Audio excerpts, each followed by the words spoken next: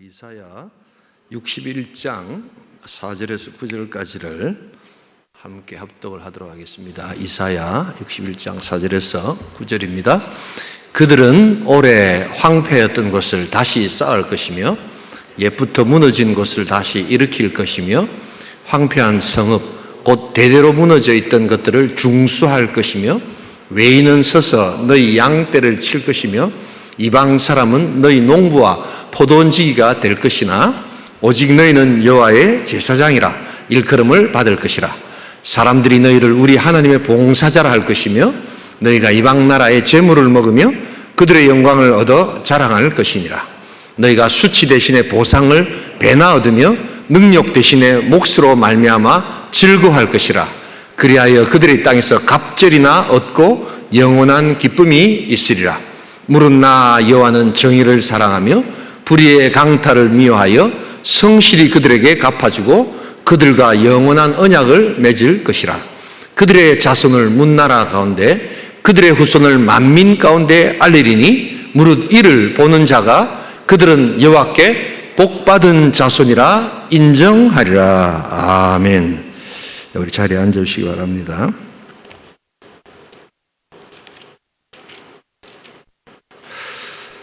오늘은 광복 76년을 기념하는 주일입니다. 그래서 오늘 우리 또 찬양 인도자께서 하나님께서 우리 민족을 해방시켜 주시고 광복의 기쁨을 주셨다고 이렇게 이야기를 하셨는데 참 감사합니다. 여러분, 해방이라는 말은 이렇게 억눌리고 부자유한 상태에서 우리를 이렇게 편하게 또한 자유롭게 해주는 개념을 해방되었다 이렇게 이야기를 합니다. 그런데 그러면 광복은 뭐냐? 이것은 조금 더 적극적으로 어떤 억눌린 상태나 부자유한 상태에서 벗어나서 어떤 권리를 찾고 어떤 그 주권을 회복할 때 광복이다 이렇게 이야기를 합니다. 그래서 개념이 비슷하지만 해방절이라 하지 않고 광복절이라고 하는 이유가 바로 거기에 있습니다. 그리고 이 광복이라는 개념에는 자유의 개념이 훨씬 더 강하게 담겨 있습니다.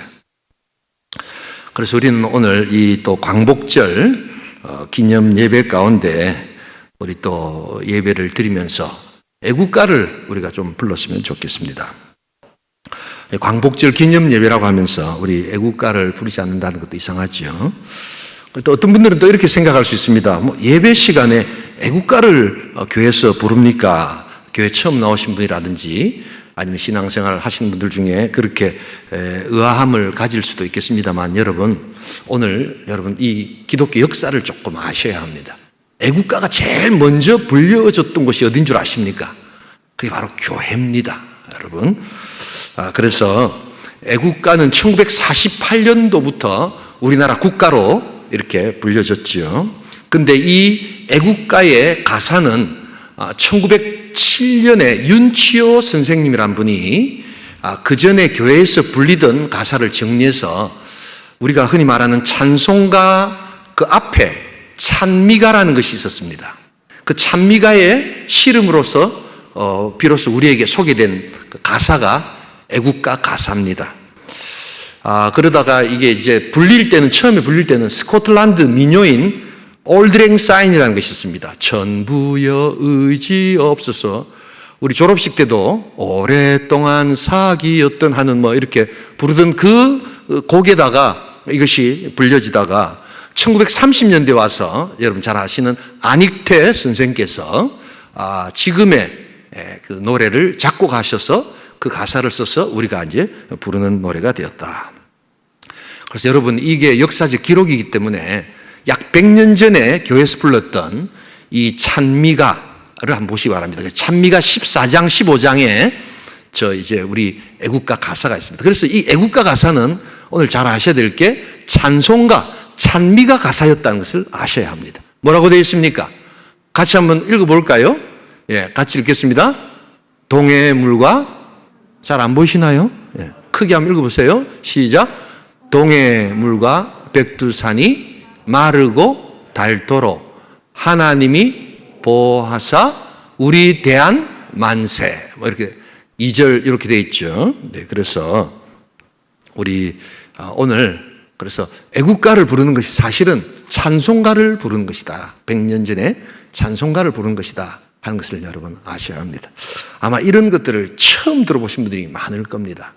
그런데 이것은 팩트입니다. 그러나 세상에서는 아무도 그것을 가르쳐주지 않지요. 심지어는 하느님이 보호하사라는 것은 동학, 천도교의 영향으로 하느님을 하느님으로 부른다. 뭐 이렇게 이야기하는 사람들이 있는데 그것은 전혀 잘 모르고 하는 이야기입니다. 이미 100년 전에 찬미가 가사에 뭐라고 되어 있습니까? 하나님이 보호하사. 보우라는 것은 도와주시고 지키신다는 말의 한자 아닙니까?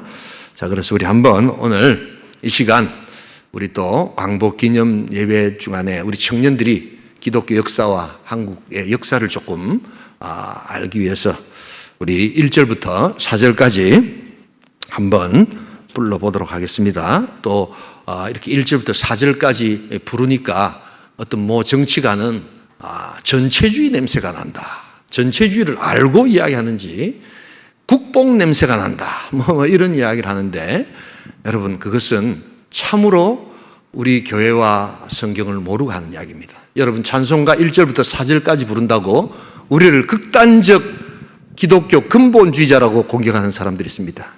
그러나 신앙은 찬송을 통해서 우리가 고백하는 것이고 또한 애국가는 무슨 국뽕을 우리가 맞추는 것이 아니라 우리의 나라를 향한 우리의 고백을 이야기한다는 것에서 여러분 그러한 세상의 공격들을 잘 이겨내야 합니다.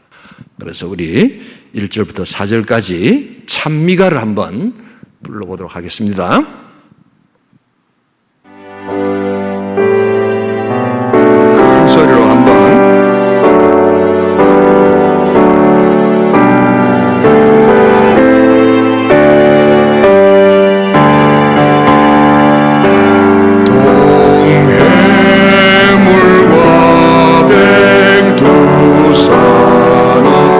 마르고 닳도록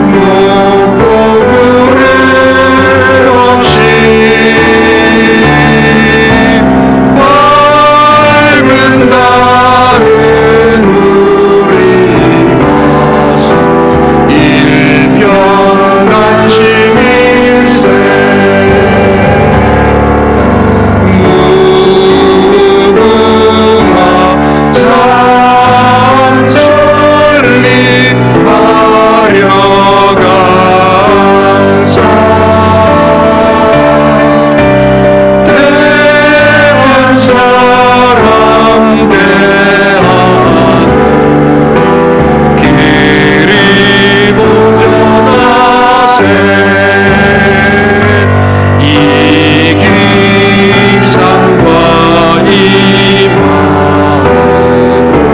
충성을 다하여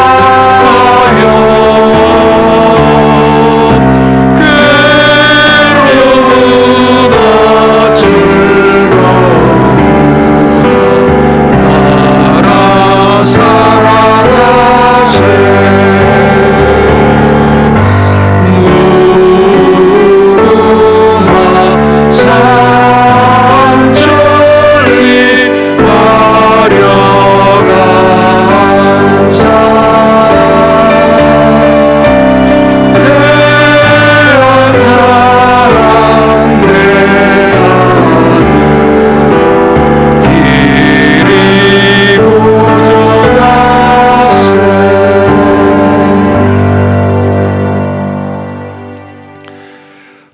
오늘 우리가 읽은 이 성경 이사야 61장은 메시아께서 도래하셔서 다스리는 새로운 세상에 대한 놀라운 상상력이 그려져 있는 그러한 메시아 말씀입니다. 그래서 새로운 세상, 새로운 백성, 새로운 축복이 무엇인가를 우리 61장에 가슴 뛰는 언어로 기록해 놓고 있습니다. 그래서 우리 예수님께서 이 사역을 시작하실 때 이 이사야 61장을 선포하시면서 예수님께서 사역을 시작하셨죠. 누가복음 4장에 인용되어 있지 않습니까?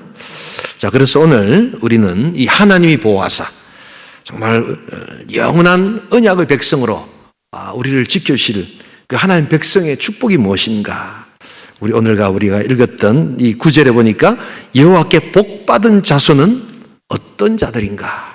여러분 한번 살펴보시면서 이 광복의 의미를 우리가 한번 새기는 시간들 가지기를 원합니다. 우리 청년들이 이런 역사를 모르고 이 청년들이 왜곡된 역사에 물들어갈 때 나라의 미래는 없습니다. 그래서 여러분들이 잘 한번 보시면서 객관적인 말씀들을 이렇게 보시면서 우리가 하나님의 백성으로 살아간다는 것이 어떤 것인가 항상 새롭게 한번 살펴보기를 소원합니다. 첫 번째로 오늘 하나님이 보호하사 영원한 나라 언약 백성이 되는 하나님의 복받은 자손의 축복은 첫 번째가 무너진 곳이 회복되는 축복이 있다는 것을 오늘 성경은 이야기합니다. 우리 61장 4절 같이 한번 읽겠습니다. 그들은 오래 황폐하였던 곳을 다시 쌓을 것이며 옛부터 무너진 곳을 다시 일으킬 것이며 황폐한 성읍 곧 대대로 무너져 있던 것들을 중수할 것이며. 여러분 이사야는 이스라엘 역사에서 가장 치욕적인 역사, 바벨론이라는 제국에 70년 동안 포로로 잡혀가는 그러한 역사를 예언했던 선지자지요.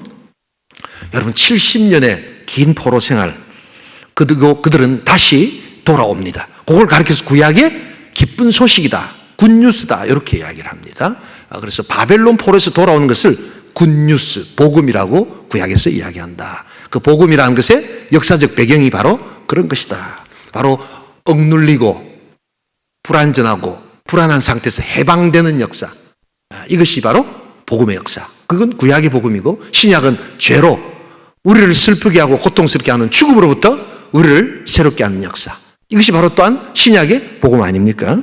네, 그래서 이 구약의 기쁜 소식이 지금 전파되고 있는 겁니다. 그래서 복음에는 반드시 회복의 역사가 있다. 여러분들이 증거하고 여러분들이 전하는 그 복음에는 또한 무너지고 아파하고 힘들어하고 비정상적인 것을 회복시키는 역사가 반드시 나타난다.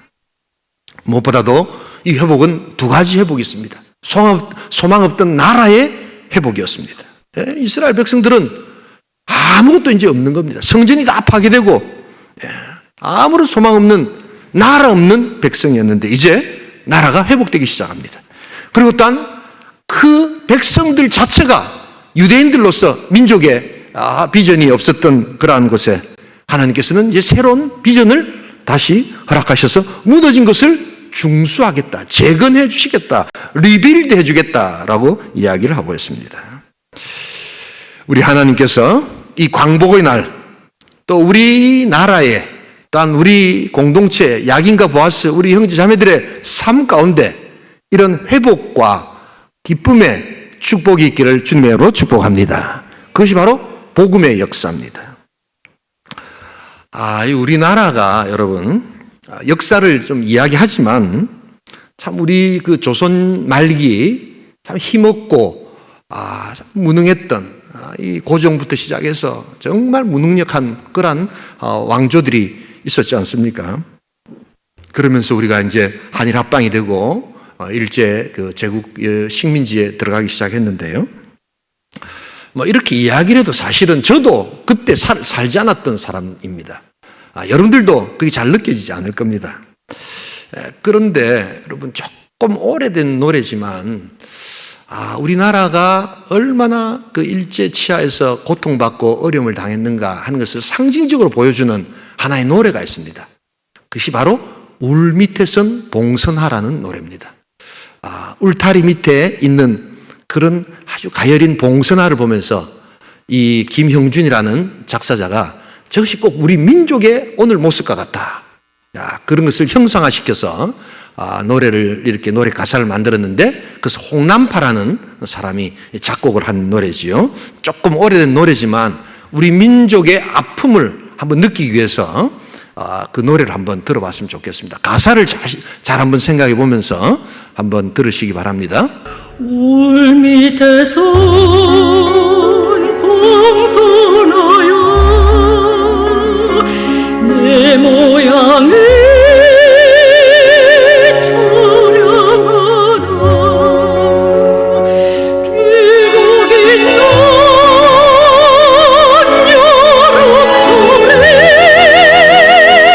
여름철에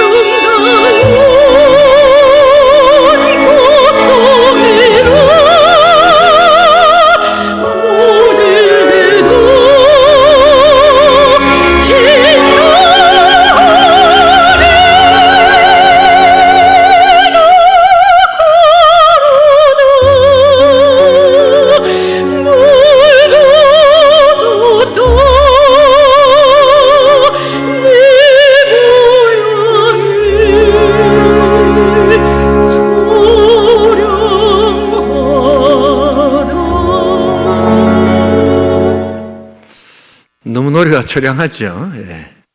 인용할 때 미스터 선샤인이라는 그 드라마가 있더라고요. 여러분 잘 모르십니까? 여러분들은 너무 경건하셔서 말씀과 기도에 충실한 줄 믿습니다. 그 드라마에 보니까 그 드라마에 저게 그 OST 그 주제곡이 있더라고요. 젊은 분들도 아마 이병현이라고 모르세요? 그 사람 나온 드라마입니다. 그걸 갖고 올까 하다가 저를 갖고 왔는데 중장에서 2절에 한번 보세요. 아름다운 꽃송이를 모질게도 침노하는 바로 그 나라가 일제였습니다. 고요한 아침의 나라. 정말 백이민족이라고 이야기하지만 굉장히 무능했죠. 그리고 이 국제 정세가 어떻게 돌아가는지를 전혀 리더들이 몰랐습니다. 그리고 일본 제국주의의 그 힘 앞에 무기력하게 무너지는, 그래서 낙화로다, 꽃이 떨어진다는 겁니다. 처량하다, 늙었도다, 내 모양이 처량하다. 바로 울밑에선 봉선화가 바로 36년 일제 치하에 있었던 우리 민족을 한마디로 형성하는 바로 그 모습이었습니다. 정말 소망 없던 바로 그런 나라. 바로 그런데 거기에 하나님의 복음이 들어온 겁니다. 기쁜 소식이 들어온 겁니다. 그 기쁜 소식이 뭐라고요? 너희들을 회복시켜 주겠다. 너희들을 새롭게 하겠다. 바로 하나님께서 우리 민족을 통해서 새롭게 하시는 역사가 있게 될 줄 믿습니다. 그게 바로 구원의 복음의 역사. 그래서 일제치하에서 수많은 사람들이 예수를 믿고 새로운 희망을 그리스도로 발견했다는 것을 여러분 알아야 합니다. 미신이 많았습니다. 우상 숭배가 많았습니다. 제사를 지내고 또한 정말 이 귀신을 섬기는 그런 우리 나라, 그리고 허례허식과 왜곡된 유교 사상으로 정말 명분과 전혀 실제적이지 않은 것들에 대해서 숭배했던 바로 그러한 나라에 이 기쁜 소식이 들어온 겁니다. 하나님께서 회복시켜 주시겠다 약속하신 그것이 바로 광복, 빛을 회복하는 것, 바로 우리의 복음의 능력인 줄 믿습니다. 이게 바로 우리가 믿는 복음의 능력이라는 겁니다. 우리는 여러분 살아가면서 조금 이렇게 연약하기 때문에 어떤 악한 사람, 악한 정권, 악한 나라가 너무 강력하면 그게 꼭 영원할 줄 아는 착각에 빠집니다. 그래서 여러분 주변에 한번 보세요. 굉장히 강력한 어떤 사람이 있다. 그러면 우리는 자연스럽게 난 안 될 것 같아 이러고는 줄을 섭니다. 그런데 여러분 하나 기억하실 것은 하나님은 반드시 악한 자나 악한 정권이나 악한 나라를 멸하여 주실 줄 믿습니다. 왜냐하면 그것은 하나님의 성품과 맞지 않기 때문입니다. 하나님은 악한 자를 반드시 멸하시는 분이십니다. 여러분 이 하나님의 성품을 믿어야 합니다. 우리 역사를 보시면 여러분 3.1운동이 1919년에 일어났죠? 맞습니까? 그런데 3.1운동 당시에 우리 크리스찬들 지도자들이 33인 중에 반수 이상이 넘었다고 들으셨죠? 그리고 또 3.1운동 독립만세를 불렀던 사람들이 또한 50%가 넘었습니다. 그때가 1919년이었습니다. 그런데 해방이 1945년에 됐잖아요. 근데 점점 시간이 가면서 의외로 많은 기독교를 믿는 엘리트 지식인들이 친일로 돌아서기 시작합니다. 처음엔 안 그랬는데 시간이 자꾸 가면서 친일로 돌아섭니다. 왜 그런 줄 아십니까? 이 사람들이 보니까 일본이 대동아 전쟁, 왜냐하면 이 아시아 전체를 다 먹어가는구나 하는 걸 보면서 도무지 안 되겠다. 대세는 끝났다. 대세는 어떤 대세라고요? 일본이 이제는 대동아를 지배한다라는 생각을 하면서 일본에 줄을 서기 시작합니다. 그래서 안타깝게도 우리 기독교 중에 많은 사람들이 말기에 가면 친일로 돌았습니다. 교회도 마찬가지였습니다. 근데 이들이 하나 놓치고 있는 것이 있었습니다. 성경에 나타난 하나님을 몰랐던 겁니다. 성경에 나타난 하나님은 반드시 악한 자나 악한 정권이나 악한 나라를 멸하여 주실 줄 믿습니다. 일본의 제국주의가 악한 나라였습니다. 하나님께서는 어떤 형태든지 그 나라를 반드시 물리칠 거라는 그 믿음이 없었던 겁니다. 그래서 시간이 가면서 일본에 친일하는 것이 나라나 교회로 해서 도움이 될 거다라는 생각들이 있었습니다. 어떤 사람들이 자기가 나름대로 똑똑하다고 생각했던 지도자들이 있었습니다. 이거는 이제 좀 지나간 이야기입니다만 여러분 경성대학교 아시죠? 예. 경성대학교가 이제 학교가 그게 됐다 그러더라고요. 저는 잘 모르는데 그 경성대학교 설립자가 목사님입니다, 여러분. 김길창 목사님이라는 분이신데요. 이분이 부산에서 제일 앞장서서 친일을 했던 사람입니다. 여러분 친일을 하니까 일본 사람들이 가면서 뭘 주고 갔겠어요? 친일한 사람들한테 학교도 주고 병원도 주고 다 그런 거 아닙니까? 네. 그래서 제가 경성대학교를 어떻게 뭐라 하려고 하는 거 아닙니다. 예. 이런 역사를 여러분들 좀 알고 계셔야 된다. 이 광복절 같은 날. 그래서 그들은 일본 천황에 절을 했습니다. 하나님 우상 숭배하지 말라고 십계명에 되어 있는데도 그렇게 하는 게 교회를 위해서 유익하다 이렇게 생각했습니다. 그래서 예배 드리기 전에 하나님께 예배 드리면서도 다 일어나서 일본 천황 저쪽에 있는 쪽으로 향해서 절을 하고 예배를 드리곤 했습니다. 그게 바로 기독교 역사였습니다. 일본이 영원할 거라고 생각했지만 그들은 오해하는 것이었습니다. 하나님 나라만이 영원할 줄 믿습니다. 하나님 통치만이 영원할 줄 믿습니다. 하나님의 통치와 하나님의 지배만이 영원하고 하나님 반드시 악한 자와 악한 정권과 악한 단체와 악한 나라를 멸하여 주실 줄 믿습니다. 여러분, 그렇기 때문에 신앙생활 하시면서요, 꼭 기억하셔야 되겠습니다. 잠깐, 여러분 세상 살아가면서 이제 사회 나가보시면 정말 악하게 돈을 벌고 악하게 높아지는 사람들이 반드시 있습니다. 근데 결코 부러워해서는 안 됩니다. 야, 나는 예수 믿으니까 저런 방법도 사용하지 못하고 항상 지는 것 같아. 그런 피해식으로 살아간 사람이 있습니다만, 여러분, 그건 오해입니다. 끝까지 보셔야 됩니다. 그 사람들이 끝에 어떻게 되는지를 잘 보셔야 합니다. 하나님 반드시 악한 자를 멸하여 주실 줄 믿습니다. 이 믿음이 있어야 됩니다, 여러분. 잠깐은 악한 자가 잘 되는 것 같지만, 잠깐은 악한 방법이 잘 되는 것 같지만, 여러분, 그렇지 않습니다. 이 믿음을 반드시 가지고 계셔야 합니다. 그럴 때 우리 하나님은 어떤 분이신가 하는 것을 우리는 더 잘 알 수 있게 됩니다. 여러분, 그런데 참 놀라운 게 있습니다. 그렇게 악한 자들에게 교회에서도 또한 세상의 많은 사람들이 이렇게 절하고 친의를 할 때 우리 하나님은 영원하시다. 하나님 나라만이 영원한 나라다. 우리는 절하지 않겠다. 우리는 우상 숭배하지 않겠다. 우리는 일본 천황에게 절하지 않겠다고 고통받고 또한 핍박받고 심지어 죽음까지 당했던 선배들이 있었습니다. 그들이 누군 줄 아십니까? 바로 여러분들이 지금 있는 이 온천교회 신앙의 선배들이었습니다. 아멘 좀 하세요. 이렇게 멀뚱하게 보지 말고. 우리 온천교회가 지금 역사가 몇 년입니까? 73년 아닙니까? 바로 그때 우리 교단이 바로 하나님은 영원하시다. 일본의 제국은 오래가지 못한다. 많은 사람들이 일본 친위를 할 때 우리 교단에 또한 우리 신앙의 선배들이 죽음을 무릅쓰고 여러분 그렇게 우상 숭배하지 않았습니다.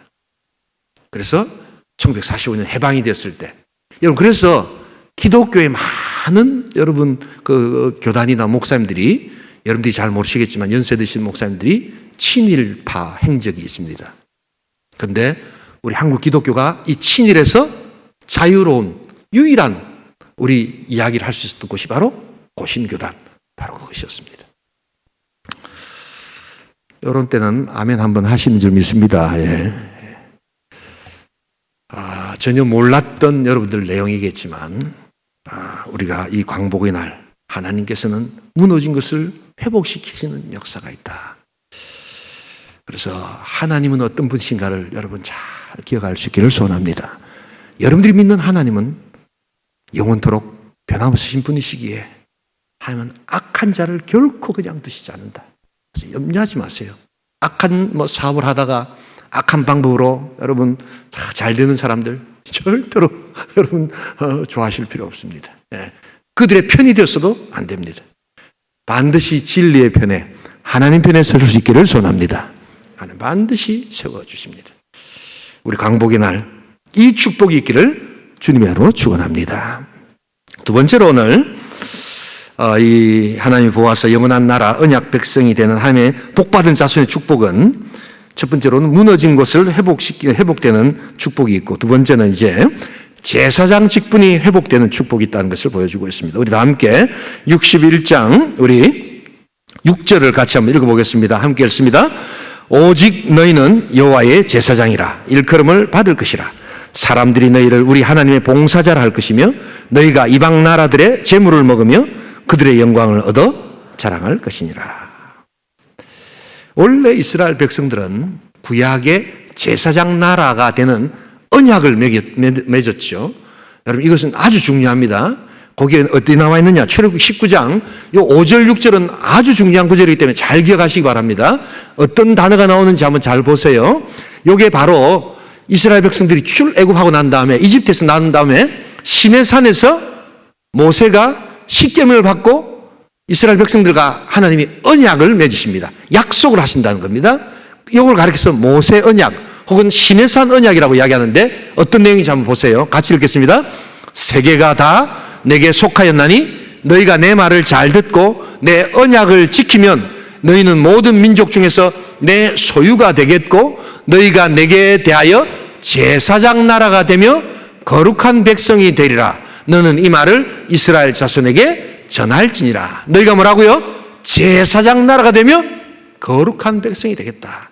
요건 뭐냐면 여러 나라들이 있는데 하나님께서 이스라엘 백성들을 딱 모델로 택해가지고 너희들이 나의 언약을 잘 지키고 율법을 잘 지키면 너희들이 하나님께서 어떻게 지켜주신가를 세상의 모델로 보여주겠다라고 하는 것이 제사장 나라가 된다라는 뜻입니다. 근데 이스라엘 백성들은 그렇게 약속하기로 하고 가나안 땅에 들어가 놓고는 어떻게 합니까? 우상을 섬기기 시작하고 또한 그 가나안 땅에 여러 가지 문명과 문화에 눈을 돌리고 말았습니다. 그리고 하나님을 믿지 않았고 하나님께 대적했고 그래서 마침내 그들은 하나님의 선민임에도 불구하고 바벨론이라는 거대한 제국에 70년 포로 생활을 하게 되지요. 그래서 여러분 이스라엘 백성들에게 있어서 이 바벨론 포로 생활이라는 것은 충격 그 자체였습니다. 아니 선민도 이런 고통을 당하는가? 그런데 오늘 이사야는 이야기합니다. 너희들이 고통당하지만 그 대신에 70년이 지나면 회복시켜 주겠다라고 이야기를 합니다. 돌이켜보면 구약의 백성들이 이스라엘 백성들이 몰랐던 것이 있습니다. 그게 뭐냐면 하나님의 마음이었습니다. 여러분 신앙생활은 여러분들의 열심을 내는 것보다 더 중요한 것이 하나님의 마음을 알아가는 겁니다. 하나님이 어디서 일하신가를 볼 수 있어야 합니다.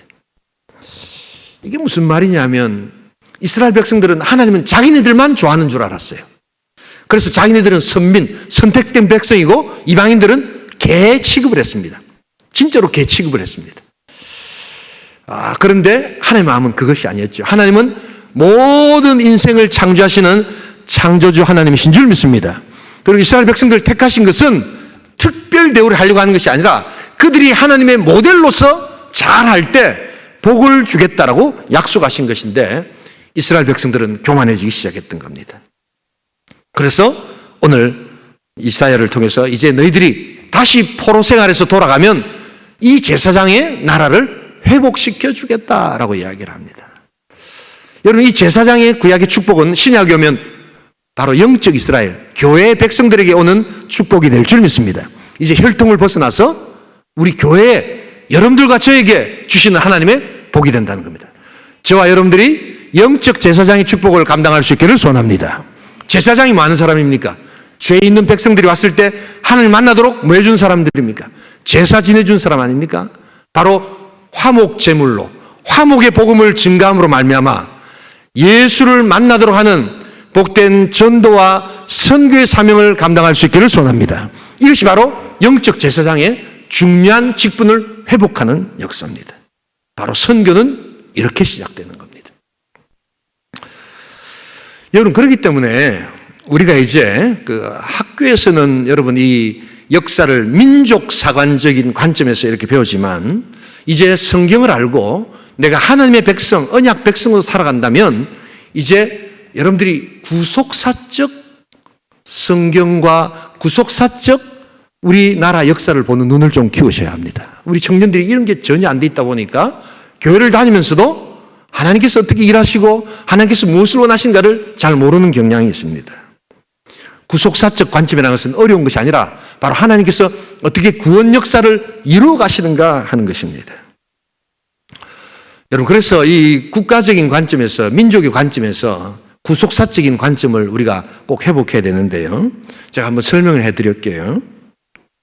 여러분 세상에는 많은 정권들이 있습니다.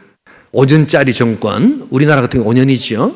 그 다음에 또한 미국 같으면 4년 이렇게 하는 정권도 있고 어떤 나라는 또 독재 정권이 있고 그래서 한번 되면 한평생 하는 사람도 있고 이런 어떤 정권인데 정권을 이렇게 보면 조금 이렇게 더 낫다 싶은 정권이 있고 못한 정권이 있습니다. 나라도 마찬가지죠. 어떤 나라가 좀 더 나은 나라가 있고 좀 안 좋은 나라가 있고 상대적이지요. 그런데 여러분 이제 나라와 정권을 바라보는 구속사적 관점이 필요한 것은 뭐냐 하면 하나님께서는 이 세상 나라가 죄가 존재하는 한 그 어떤 나라, 그 어떤 정권도 반드시 멸하신다는 것을 기억할 수 있기를 소원합니다. 이 세상에는 이상적인 나라가 없다는 것입니다.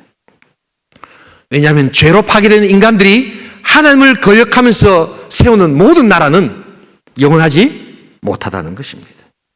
그래서 세상에는 영원한 정권이, 영원한 나라가 없어요. 가만히 보세요. 로마도, 제국도 다 무너집니다. 그렇기 때문에 여러분 우리가 살아가면서 혹시라도 어떤 특정한 정권에 여러분들 절대적인 소망을 걸고 야, 저 사람, 저 대통령, 저 나라, 저 정권이면 우리를 완벽하게 이 땅에서 좋은 나라로 만들어줄 것이다 라고 생각하는 것은 성경적이지 않습니다. 오직 하나님이 통치하시는 나라, 하나님의 나라, 예수 그리스도께서 통치하시는 복된 나라의 능력을 소유할 수 있기를 소원합니다. 그 나라만이 유일한 나라라는 것을 알아야 합니다. 대한민국 역사를 보시면 대한민국이 이제 일제 압제하에 있으면서 이제 막 이렇게 자꾸만 시간이 가면서 해방의 기운이 좀 보이기 시작합니다. 일본이 뭔가 약해진다 하는 것을 느끼면서 많은 그 지식인들, 한국의 지식인들이 그러면 해방 이후에 우리나라가 어떻게 갈 것인가를 고민하기 시작하면서 뭐가 들어오기 시작했냐면 사회주의 좌파 정책을 가진 사람들이 들어오기 시작합니다. 특별히 김일성이라는 사람은 그동안 이 반일 운동, 이 빨치산, 그 다음에 여러분 이런 거 들어보셨죠? 만주, 이런 데서 이 반일 운동을 했다는 이유 하나만으로 민족주의자로 칭송을 받으면서 사람들에게 인기를 얻기 시작하는데 이 김일성에게는 해방 이후에 이 나라를 사회주의로 만들고자 하는 정책을 갖고 있었습니다. 그래서 어디서 배워왔느냐? 바로 구소련, 지금 무너지기 전 소련의 칼 막스와 또한 레닌이 만들었던 공산당 혁명을 통한 우리 프롤레타리아 혁명의 그 책자들을, 그 사상들을 갖고 오기 시작했습니다. 여러분 칼 막스의 공산주의 이론들을 알고 계시지요? 뭡니까? 이 사회 계급을, 계급 사회를 타파하자. 그래서 평등한 사회가 되자. 참 좋은 말이죠. 그래서 능력에 따라서 뭘 배분하는 것이 아니라 사람의 필요에 따라서 뭘 배분해보자. 그래서 얼마나 좋으냐. 다 같이 벌어서 다 같이 나누되 필요가 많은 사람에게 더 많이 나눠주자. 참 맞는 말이죠. 그래서 여러분 우리 광복되어서 많은 사람들, 특별히 지식인들이 이 사회주의 좌파 이념의 경도가 되기 시작합니다. 너무 좋은 말이잖아요. 안 좋은 말입니까, 여러분? 근데 우리나라는 과거에도 이 조선시대 때 많은 사람들이 이런 이상주의를 꿈꾸는 사람들이 많았습니다. 여러분 홍길동이라고 들어보셨습니까? 홍길동이라고 안 들어보셨습니까? 홍길동이라는 사람이 있습니다. 홍길동이는 굉장히 상처가 많은 서자죠, 서자. 홍길동의 아픔이 뭐였습니까? 학교에서 안 배웠습니까? 그 굉장히 중요한 입시에 많이 나오는 문제인데 형을 형이라고 부르지 못하고 아버지를 아버지라 부르지 못하는 서자였습니다. 계급에 아픔이 있었습니다. 그래서 시대의 모순과 시대의 아픔을 몸소 느꼈기에 그가 꿈꾸던 나라가 있었습니다. 그게 뭡니까? 율도국이었습니다. 모든 자들이 다 평등하고 모든 자들이 하나 되어서 모두가 다 잘 사는 사회. 여러분 그게 바로 율도국. 그가 꿈꾸는 사회주의 이상국가가 바로 홍길동이 꿈꾸는 나라였습니다. 제가 우스갯소리가 하는 게 아니라 진지하게 하는 이야기입니다. 지금 잘 들으세요. 그래서 우리 한국 사람들은 평소에 그런 데 대한 굉장한 갈망이 있는 사람들이 많습니다. 그러다 보니까 해방 직후에 김일성의 그러한 칼막스적 공산주의 사상을 수많은 사람들이 받아들였고 그래서 그 사람들을 따라갔습니다. 그런데 안타깝게도 교회 안에 바로 이런 기독교 사회주의자들이 들어오기 시작합니다. 그래서 그들은 기도의 응답이라든지 이런 영적인 것들을 믿지 않습니다. 그리고 기독교 이상적인 사회, 그래서 모두가 함께 벌어서 모두가 아름답게 사는 공동체적 마을을 만들어가자. 여러분, 그래서 지금도 이런 영향하에 있기 때문에 이단들 중에 이런 경제 공동체들이 많습니다. 바로 함께 벌어서 함께 잘 먹고 살자 하는 기독교 사회주의자들이 있고, 교회 안에도 지금도 그런 생각을 하고 있는 사람들이 있습니다. 그런데 여러분, 구소련의 실체를 한번 보시기 바랍니다. 구소련의 실체가 어떻게 되었습니까? 계급이 타파되었습니까? 예, 구계급은 타파되었지만 새로운 신계급이 나타나죠. 그게 공산당 간부라는 계급이 나타나기 시작합니다. 그리고 능력이 아닌 필요에 의해서 재화를 분배하자고 했을 때 우리 인간의 타락한 본성은 일을 하지 않게 되었고, 점점 더 생산성은 떨어지게 되었다는 것입니다. 그래서 더 가난한 사람은 더 힘들어지고 더 피폐해지고, 마침내 공산주의는 더 이상 가지 못한다는 그러한 공산당의 또한 끝을 선언한 것이 구소련의 몰락이었습니다. 저는 1990년도에 제가 독일에 가 있었습니다. 바로 동독이 무너지고 서독과 동독이 독일이 통일되고 난 그 다음 해에 제가 선교를 위해서 헝가리 공산국가였죠. 거기에 한 2개월 가 있으면서 독일을 간 적이 있습니다. 공산주의라는 것이 이렇게 허망한 것이구나. 여러분, 동독하고요, 서독하고요, 지금은 많이 바뀌었습니다만 딱 땅 차이가 확 납니다. 서독의 땅들은 굉장히 막 가보니까 기름기가 정말 땅에 기름기가 줄줄 흐르는 것 같아요. 근데 딱 동독만 딱 들어가면 땅이 너무 황폐하고 너무 황무하고 이게 이상하더라고요, 보니까. 아, 이게 공산주의구나. 이게 공산주의구나. 그런데 여러분, 아직까지도 조금 바뀐 형태의 중국, 바뀐 형태의 북한을 교회 안에서 좋아하는 사람들이 있다는 것이 참으로 안타까운 이야기입니다. 저는 공산주의가 어떤 것인가 하는 것을 몸소 체험했던 사람입니다. 여러분, 많은 사람들이 공산주의 이야기하면 그 옛날 이야기인데 이렇게 생각을 하시는 분이 있습니다. 그런데 이 칼막스주의자들이 체제가 자기네들이 무너지는 걸 보면서 포기를 했느냐? 포기하지 않습니다. 그리고 이것을 어떻게 바꿨느냐?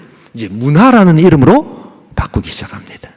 그래서 여러분들이 많은 경우에 여러분들이 여러 가지 페미니즘이라든지 여러 가지 젠더 문제라든지 이런 것들이 여러분 이 칼 막스의 변형된 문화 이론에서 나오기 시작한 것을 여러분 알아야 합니다.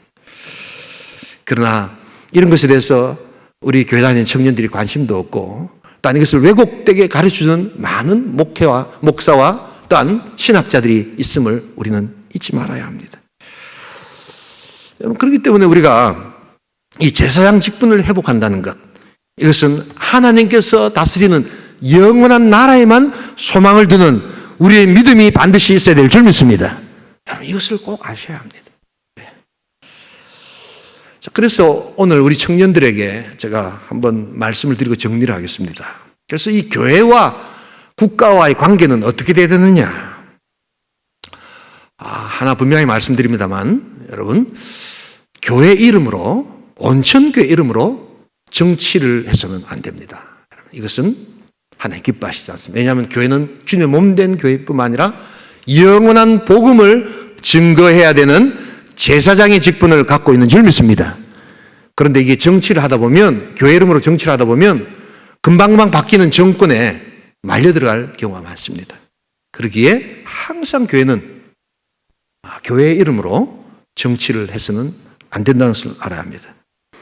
그렇다고 해서 교회 다니는 사람들이 정치에 무관심하라는 것도 아닙니다. 교회 이름으로는 하지 않지만 우리 청년들은 반드시 상대적으로 덜 악한 정권, 상대적으로 하나님을 더 섬기려고 하는 그러한 정권을 적극적으로 도와주고 우리가 밀어줘야 합니다. 그래서 투표에 참여하고 선거운동에 참여해서 정말 이 땅에서 완전한 나라는 아니지만 하나님께서 이끌어 가시는 그 나라를 위해서 우리는 도와야 합니다. 그래서 쉽게 말하면 국가와 교회와의 관계는 불과 근 불과 원의 관계가 돼야 됩니다. 불과 근이 뭡니까? 너무 가까이도 하지 말고 불과 원, 너무 멀리도 하지 말고 항상 거리를 두면서 긴장을 유지할 때 교회는 가장 건강한 모습이 된다. 이 땅에 죄가 있는 한 어떤 정권도 정의로울 수 없다는 것을 여러분 잊지 말아야 합니다. 그래서 또한 뒤집어서 어떤 정권에서 어떤 훌륭한 대통령일지라도 내가 혹은 우리 정권이 우리 이 체제가 완벽한 정의와 완벽한 공정을 만들어내겠습니다 라고 이야기하는 사람은 가짜라고 보시면 됩니다. 오직 완벽한 정의와 완벽한 평화, 완벽한 능력은 예수 그리스도께서 다스리시는 하나님 나라만이 가능할 줄 믿습니다. 우리는 그 하나님 나라를 추구하는 것이지 세상 나라를 추구하는 것이 아니라는 것을 알아야 합니다. 그래서 우리 청년들이 이 제사장의 직분이 회복된다는 것이 무엇인가? 여러분 이것을 꼭 알고 하나님 나라 사역을 해야 합니다. 이 복된 하늘의 축복이 있기를 주님으로 축원합니다.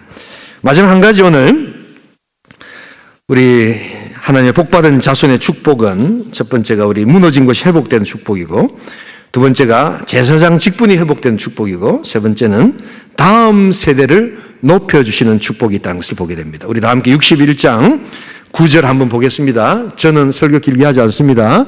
눈 부릅뜨고 끝까지 잘 보시기 바랍니다. 예. 조금만 졸다 보면 끝납니다. 예. 9절 같이 읽겠습니다. 그들의 자손을 문나라 가운데 그들의 후손을 만민 가운데 알리리니 무릇 이를 보는 자가 그들은 여호와께 복받은 자손이라 인정하리라. 복받은 자손의 나라, 하나님이 보호하사 우리나라 만세의 나라는 우리 세대보다 다음 세대가 더 잘 되는 나라, 바로 그 나라를 뜻합니다. 여러분 이런 나라가 되어야 되지 않겠습니까? 내 다음 세대가 더 잘 돼야 되지 않겠습니까? 아멘 안 하는 사람 중에는 뭐 그런 사람이 있습니까? 목사님 저는 이 다음 세대가 잘 되는 꼴을 못 보겠습니다. 뭐 이런 사람이 있습니까? 그렇지 않죠? 어쩌면은 비록 우리가 힘들고 어렵지만 다음 세대에 더 잘 사는 사회, 다음 세대에 더 바른 사회, 다음 세대에 조금 더 진보된 사회를 우리가 남겨주기 위해서 우리가 비전을 가지고 살아가는 것 아닙니까? 바로 하나님께서 오늘 우리들에게 이런 축복을 주시겠다 약속하셨습니다. 그래서 이것은 기복이 아니라 하나님 약속의 성취라는 것을 여러분 알아야 합니다. 여러분 이 짧은 시간 가운데 하나님께서는 우리나라를 정말 어렵고 힘든 저 동방의 고요한 아침의 나라, 울밑에선 봉선화처럼 내 모양이 처량했던 나라를 짧은 시간에 세계 10대 강대국 안에 우리를 놓아주셨습니다. 요사이는 뭐 헬조선 이런 소리 좀 잘 안 하던데 지난번 정권에 있을 때는 그런 소리 참 많이 했잖아요. 여러분 밖에 나가보시면 세상에서 우리나라를 바라보는 눈이 옛날하고 완전히 다릅니다. 여러분 저희 자랄 때는 우리나라는 결코 일본의 소니를 따라갈 수 없을 거다. 여러분 우리 중학교 고등학교 때 일본의 그 뭡니까 워크맨이라는 것이 있었습니다. 뭐 그런 거 갖고 다니면서 우리는 언제 저런 거 만들어 오노? 막 이러면서 삼성의 마이마이라고 있었습니다. 마이마이라고 혹시 아세요? 예. 뭐 이러면서 막 하고 했는데 여러분 요 사이 어떻게 됐습니까? 가전제품은 일본 존재도 없습니다. 잘 모르시는군요. 아마 여러분들은 경건하셔서 그런 것과 아무 관계없이 사시는 줄 알고 있습니다. 예. 핸드폰 일본이 못 만들어냅니다. 이게 어떻게 된 건가? 바로 하나님께서 다음 세대에게 주신 놀라운 축복이라고 우리는 구속사적인 관점에서 그것을 바라보는 겁니다. 여러분 그래서 이런 다음 세대가 잘 되는 복, 이것이 우리에게 주시는 은혜의 복이다. 그래서 오늘 우리 여기 은혜랑 중등부 학생들이 청년부 이렇게 예배를 참석한 건 축복해 주실 줄 믿습니다. 예. 얼마나 이게 귀합니까? 예배를 참석하고 싶어가지고 중학생들이 나 이런 거 처음 봐요, 요 사이. 예. 내 때는 그런 적이 없었거든. 어떻게 하는지 예배 안 드리려고 하고 어떻게 하는지 빠져나가려고 하고 그랬는데 이렇게 예배를 드리러 나오는 우리 중학생들이 청년들 예배 가운데 있다는 게 중등부 예배 다 드리고 언니, 누나, 오빠 찬양하는 거 보면서 너무 즐거워하고 기뻐하는 거, 이게 복된 교회 될 줄 믿습니다. 이게 제대로 되는 교회입니다, 여러분. 사진을 하나 볼까요? 사진을. 예. 저기 어느 나라인 것 같습니까? 여러분, 캄보디아 같습니까? 베트남 같습니까? 어느 나라 같습니까? 우리나라입니다. 우리나라. 예, 바로 우리의 할머니, 우리 시대, 우리의 또한 선배 신앙인들이 바로 저렇게 무릎 꿇고 간절히 기도했던 저 기도의 사진이 우리에게 다가옵니다. 뭘 기도했을까요, 여러분? 저는 저 사진에 답이 있다고 생각합니다. 저 어머니의 저 이렇게 참 가열인 저 얼마나 무릎 꿇고 기도하면, 여러분 혹시 그래서 우리는 무릎으로 기도합니다 이런 소리 하면 안 됩니다, 여러분. 실제로 무릎 꿇고 기도해서 얼마나 아픈 줄 아십니까, 여러분? 안 해보셔서 잘 모르십니까? 기도는 정확하게 하면 엉덩이로 해야 될 줄 믿습니다. 예. 그게 정확한 기도입니다. 썰렁한 것 같은데 넘어갑시다. 자, 한번 보세요. 얼마나 무릎이 아프겠어요. 근데 뭘 기도했을까요? 여러분, 한번 상상해 보세요. 난 답이 있다고 생각합니다. 바로 저 앞에 있는 다음 세대, 등에 업고 있는 다음 세대를 위해서 기도했을 것이다. 그리고 하나님은 응답해 주시는 역사, 회복의 역사가 광복의 역사, 빛을 회복하는 역사다. 이 역사를 우리가 알아야 한다는 것입니다. 뭐 꼰대처럼 우리도 저렇게 하자는 말이 아닙니다. 여러분, 저것을 알고 있어야 된다는 것입니다. 우리의 역사가, 우리 신앙이 어디서부터 시작됐는지를 알고 그 다음에 또한 우리 다음 세대에 우리의 신앙을 어떻게 물려줄 것인가를 생각하는 청년들이 되어야 된다는 것입니다.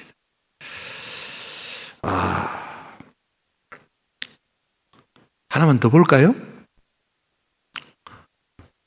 여러분, 이제 분위기가 확 바뀝니다. 저게 뭐라고 생각하십니까, 여러분?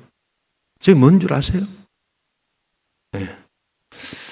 저게, 여러분, 부산이 어디 있죠?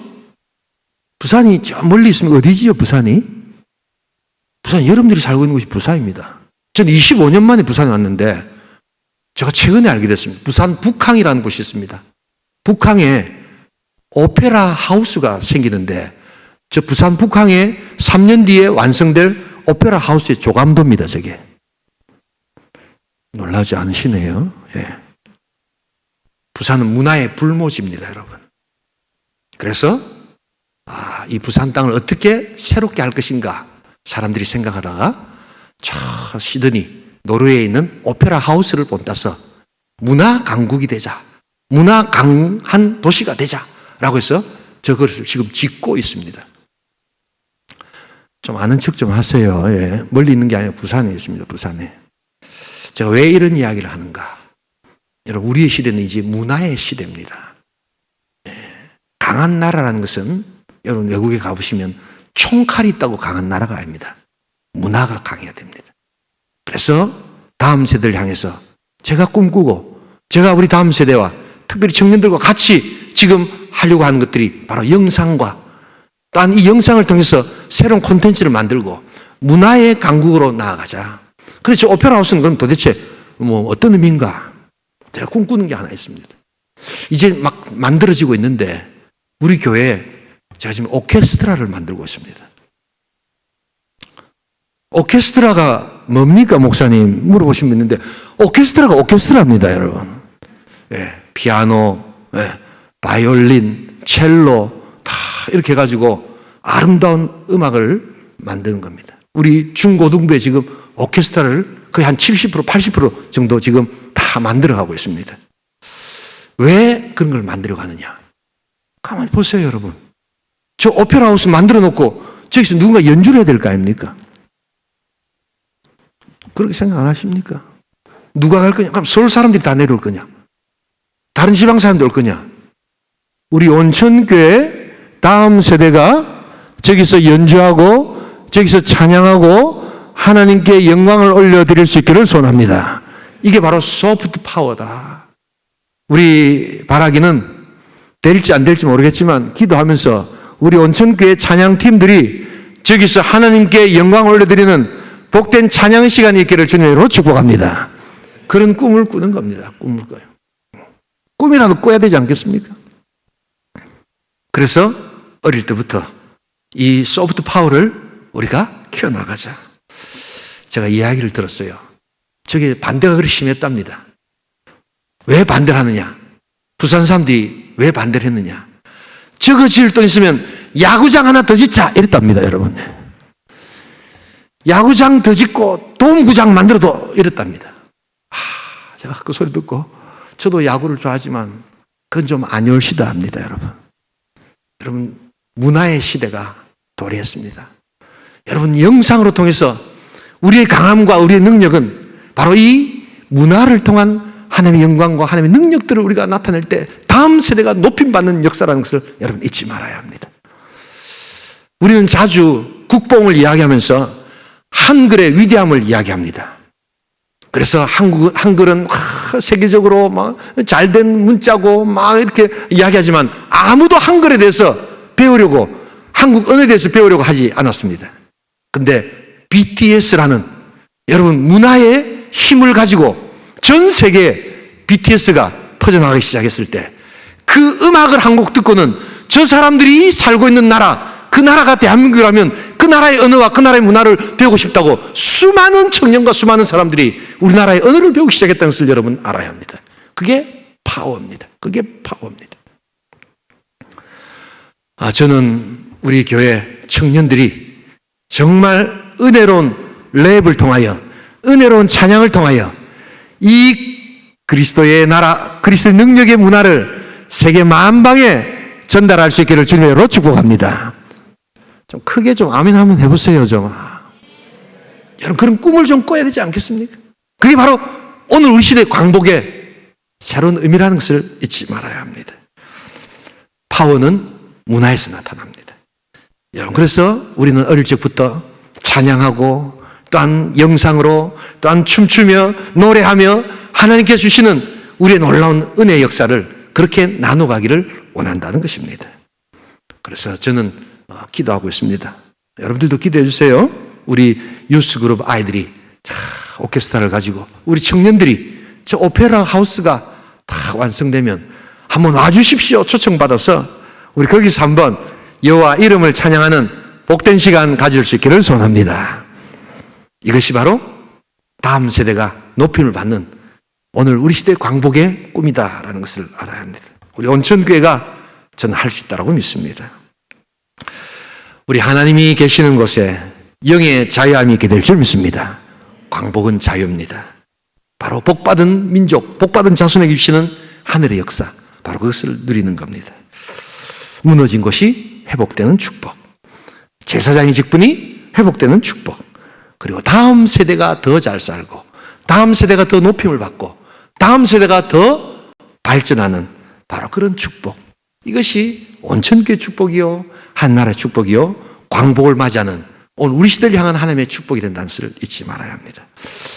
여러분, 그래서 우리 청년들은 저하고 여러분 아름다운 영상 우리 더욱더 잘 만들어 갔으면 좋겠습니다. 전 참 감사한 것이 우리 청년들이 이렇게 영상의 콘텐츠에 대해서 이렇게 관심을 가지고 헌신해 주신 분들이 많다는 것을 너무너무 감사하게 생각합니다. 더 많은 콘텐츠 개발자들이 필요합니다.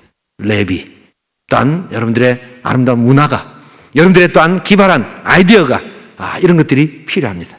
그래서 그걸 가지고 우리는 영혼군하고 하늘 역사를 감당할 것입니다. 그래서 다음 세대를 우리가 하나님께로 올려드리는 그러한 역사, 그것이 우리 청년부, 우리 교회, 우리 다음 세대를 향한 우리 하나님 나라 백성들이 가야 할 길이라는 것을 여러분 잊지 말아야 합니다. 광복, 우리 76년, 우리는 바로 이러한 우리 신앙의 역사를 잘 살펴보면서 하나님 주시는 꿈을 좀 가질 수 있기를 소원합니다. 좀 가슴 뛰는 일에 우리가 신앙생활에 승부를 걸어야 되지 않겠습니까? 오늘 우리 온천교회 청년들이 이러한 놀라운 하나님의 광복의 축복, 놀라운 하나님의 은혜 축복을 누리시는 복된 공동체, 복된 야긴 보아스 될 수 있기를 주님의 이름으로 축복합니다. 우리 시간 한번 기도하기를 원합니다. 우리 오늘 신앙의 역사를 배우고 광복의 의미를 새롭게 해봅니다. 우리는 신앙생활을 하면서 신앙을 어떻게 표현해야 되는지를 잘 모릅니다. 그런데 하나님은 우리를 통해서 기독교 문화를 지금 원하십니다. 그래서 내표현된 신앙의 문화를 보면서 믿지 않는 자들이 우리를 향하여 찾아오고 하나님을 향해서 찾아오고 또한 교회로 발길을 돌릴 수 있는 이런 복된 역사에 우리가 쓰임받기를 소원합니다. 우리 원천교회는 이제 그런 유아처럼 연약하지만 한 발 한 발을 디디고 나아가기를 원합니다. 곧 우리 영상 스튜디오가 우리 또 개국이 될 것입니다. 얼마 남지 않았습니다. 여러분들의 신앙에 가득 찬 열정 가득 찬 콘텐츠가 필요하고 또한 여러분들의 헌신들이 필요합니다. 또한 우리 문화를 향한 우리 많은 청년들과 다음 세대의 또한 아이들들이 필요합니다. 하나님 도와주시옵소서. 하나님이 보호하사 우리나라 만세, 하나님이 보호하사 우리 교회 만세, 하나님이 보호하사 우리 야긴 보아스 만세 외치면서 우리 하나님의 사역 감당하기를 소원합니다. 우리 주여 한번 외치고 하나님 도와주시옵소서. 하나님 우리를 문화 강국의 일선에 세워주시고 하나님 영광 나타내는 우리 야긴 보아스 되게 하시옵소서. 우리 주여 한번 외치고 우리 간절히 한번 기도합니다. 주여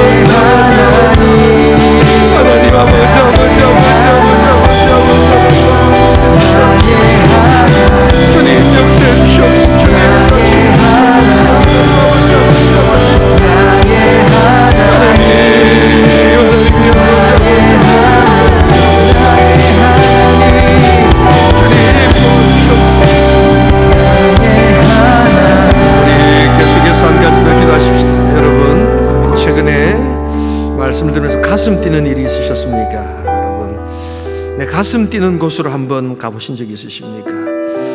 이스라엘의 청년들은 20대 초반이 되면 빅트립이라는 것을 반드시 합니다. 전 세계 가난한 나라를 돌아다니면서 거기서 신앙을 배우고 삶을 배우고 자기의 사업을 구상하고 미래에 대한 계획을 꿈꾸는 한 1년 내지 2년 정도의 빅트립을 반드시 합니다. 우리는 그렇게 할 수 없다 할지라도 우리 하나님 안에서 우리 야긴 보아스 안에서 이런 빅트립을 좀 꿈꾸는 그런 시간들이 있어야 되지 않겠습니까? 우리 하나님께서 우리 야긴 보아스 가슴 뜨겁게 하여 주시고 뜨거운 가슴이 있는 곳으로 우리가 가게 하여 주시고 그리고 하나님께서 정말 문화를 통하여 다음 세대를 세워나가실 그 능력을 통하여 하나님이 보호하사 우리나라 만세가 계속해서 이어질 수 있도록 하여 주시옵소서. 문화의 불모지 우리 부산 땅에 하나님 나라 확장을 위해서 헌신하게 하시고, 저도 여러분 해본 적 없는 사역입니다.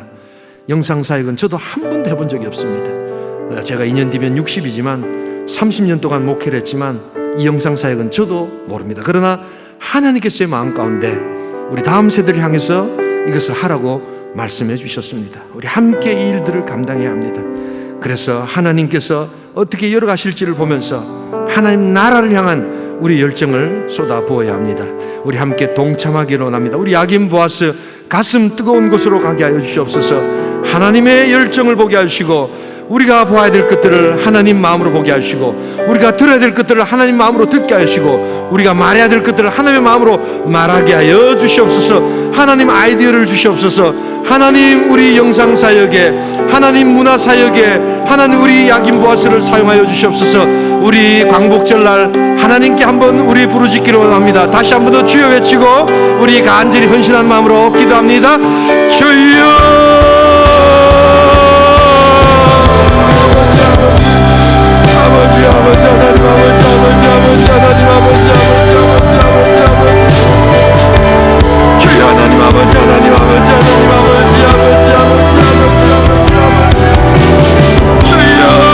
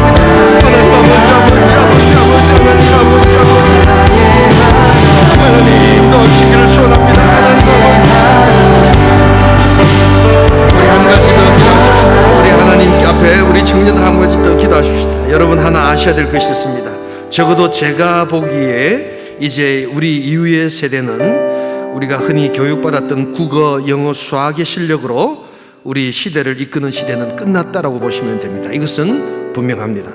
제가 국어, 영어, 수학을 무시하는 것 아닙니다. 그러나 다음 세대를 이끌고 갈 하나님의 나라 백성들은 창조력이 필요하고 창의력이 필요하고 창업이 필요하고 하나님께서 주시는 새로운 능력의 사람들이 필요합니다. 국어, 영어, 수학을 잘한다고 여러분 결코 이 시대를 이끌어 나갈 수 없습니다. 뒤져서 이야기하면 국어, 영어, 수학을 못한다고 해서 나의 사회에서 내가 뭘 못하는 것이 결코 아니라는 것을 잊지 말아야 합니다. 여러분 빅출입을 계획하십시오. 그리고 여러분 꿈을 꾸십시오. 그리고 가슴 뛰는 하나님의 일들에 여러분들 헌신해 보십시오. 하나님께서 반드시 여러분들 통해서 큰 일을 행하실 것입니다. 우리 야긴 보아스가 그런 우리 청년부가 되어야 합니다. 그런 우리 젊은이들이 되어야 됩니다. 우리 마지막으로 한 번 더 하나님이여 우리에게 창의력을 주시고 하나님 우리들에게 새로운 갈대 상자를 주시고 여러분 이 갈대 상자 리스크를 여러분 무서워하면 안 됩니다.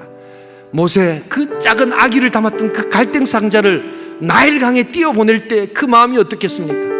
나일강 안으로 가라앉을 수도 있는 그 갈대 상자를 믿음으로 띄워보낼 때 리스크를 두려워하지 않을 때 하나님은 그를 통해서 모세라는 인물을 주셨고 그 갈대 상자를 통해서 하나님 출애굽의 역사를 이루어 가셨습니다. 여러분 우리 야긴 보아스가 이런 갈대 상자의 주인이 되기를 소원합니다. 갈대 상자의 주축이 되기를 소원합니다. 하나님 도와주시옵소서. 하나님 나를 누르고 있는 세상의 국어, 영어, 수학의 그러한 관점들, 그러한 우리들의 세상의 판결들 여러분 하나님께서 그러한 것들을 다 물리치시고 새롭게 하시는 하늘의 역사를 볼 수 있어야 합니다. 그것에서 벗어나야 합니다. 하나님의 창조력과 하나님의 능력을 다하여 주시옵소서. 다시 한 번 더 간절히 우리 새로운 갈대 상자를 만드는 주역이 되게 하여 주시옵소서. 우리 주여 한번 외치고 마지막으로 기도합니다. 주여!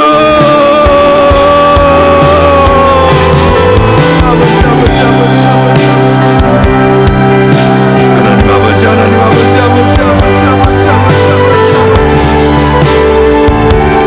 하나님 아버지, 하나님 아버지, 하나님 아버지, 하나님 아버지, 하나님 아버지, 하나님 아버지, 하나님 아버지 도와주시옵소서. 주님 역사해 주시옵소서. 주님 인도해 주시기를 소원합니다. 사랑의 하나님 아버지, 하나님 아버지,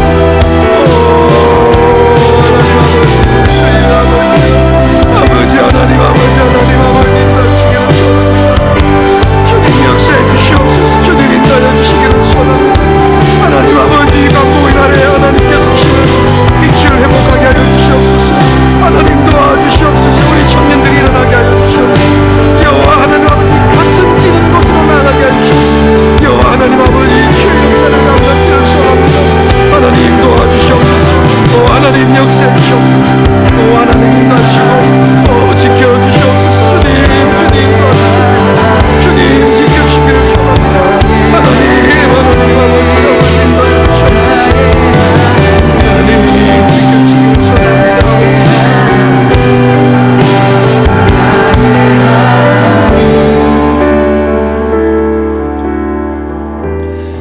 우리 찬양하시면서 우리 봉헌하도록 하겠습니다.